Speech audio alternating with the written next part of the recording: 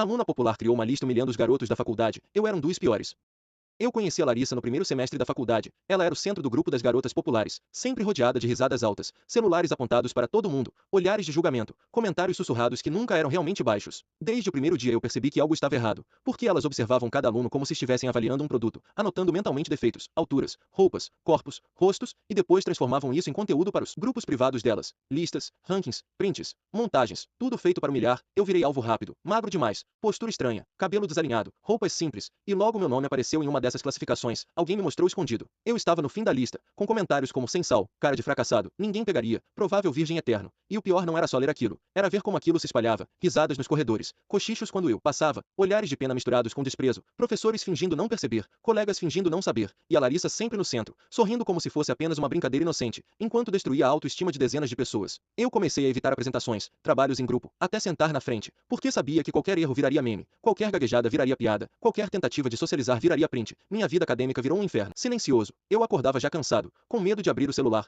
com medo de ir para a aula, com medo de existir naquele ambiente. E não era só comigo. Tinha o Lucas que foi chamado de ogro, a Marina que virou poste, o André que virou nerd sem futuro. Todos nós marcados, todos nós reduzidos a números e apelidos, enquanto elas acumulavam seguidores e validação. E o pior de tudo era perceber que ninguém fazia nada. A coordenação fingia que não sabia, a direção dizia que era coisa de jovem, e nós éramos orientados a ignorar, como se ignorar não doesse, como se ignorar apagasse humilhação pública. Foi aí que eu comecei a sentir algo diferente da tristeza, uma mistura de raiva, vergonha e vontade de revidar, porque eu cansei de ser só o alvo, cansei de ser só o feio da lista, cansei de engolir tudo em silêncio. E naquele momento, mesmo sem saber como, eu decidi que aquilo não ia ficar assim, e que a Larissa e o grupinho dela ainda iam sentir na pele o peso do que estavam fazendo comigo e com todos nós. Depois daquela decisão silenciosa eu comecei a observar mais, a prestar atenção em tudo que antes eu fingia não ver, horários, conversas, grupos de WhatsApp, risadinhas escondidas, celulares virados para baixo quando alguém se aproximava. Eu percebi que a Larissa não era só cruel por diversão, ela era obcecada por controle, por status, por ser a referência, a rainha daquele pequeno universo universitário, e para isso ela precisava humilhar alguém todos os dias, precisava lembrar a todos quem mandava. Eu comecei a ouvir boatos, comentários soltos, histórias mal contadas. Uma vez alguém mencionou que ela já tinha sido expulsa de outra faculdade, outra vez falaram que ela tinha problemas em uma escola antiga, que tinha sido denunciada por bullying pesado, mas nada era confirmado, tudo vinha como sussurro, como fofoca, e eu resolvi ir atrás, não por curiosidade, mas por sobrevivência. Comecei perguntando discretamente, conversando com alunos de outros cursos, com veteranos, com gente que já tinha estudado com ela antes, e aos poucos as peças foram se encaixando. Ela tinha sim sido transferida às pressas de uma instituição particular, depois que um grupo de pais denunciou um esquema de humilhação online, montagens, ameaças veladas, exposição de dados, fotos editadas, tudo muito parecido com o que ela fazia agora, só que lá tinha ido longe demais, tinha envolvido processo, advertência formal, quase expulsão,